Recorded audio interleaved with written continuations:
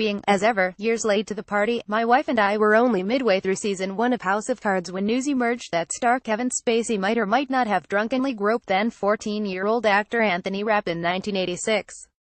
This presented us with a dilemma: continue to watch and marvel at Spacey's bravura to the House performance, and possibly legitimize what he might have done he now claims to be too drunk to remember, or consign the show to the recycle bin and watch Strictly instead. We didn't have to think for too long.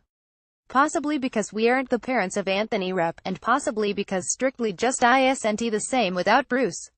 We are now midway through season 2. No spoilers, please. Oddly, knowing what Spacey might have done in that Manhattan bedroom over 20 years ago didn't mean we enjoy his acting any the less. In fact, those smirking nods to camera may even have been enhanced by the knowledge that Spacey is almost as immoral as Frank Underwood allegedly. News therefore that Netflix, which broadcasts the show, has threatened to cancel unless Spacey is dropped, which would be a bit like UKIP without Nigel Farage, is depressing. First, despite Spacey's cringeworthy statement, in which he said he couldn't remember what happened, was beyond horrified, and was also, gay, he has yet to be convicted of anything. Other commentators, however, have made this same point to the point of tedium, so here's another: whatever Kevin Spacey did, whatever he is as a person, as a private and flawed human being, he remains and will always remain a brilliant actor.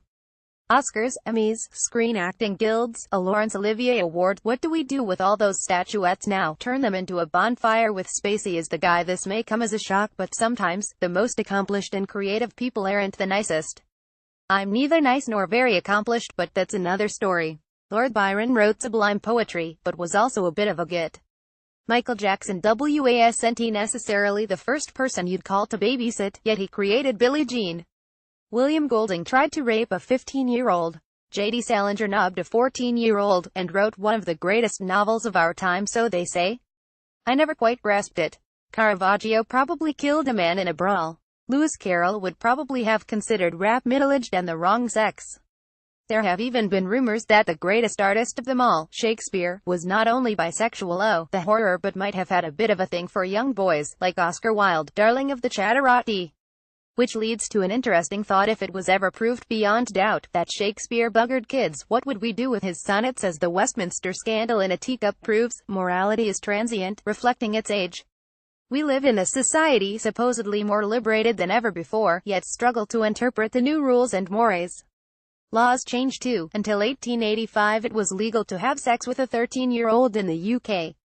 Perhaps film director Roman Polanski, currently the subject of a much protested retrospective in Paris, was simply in the wrong time, or the wrong place. 13 remains the age of consent in parts of Europe. And of course Romeo and Juliet were getting serious despite the girl being somewhere between 12 and 15. Remember that next time you're watching the latest Hollywood remake, which almost certainly won't have a part in it for Kevin Spacey.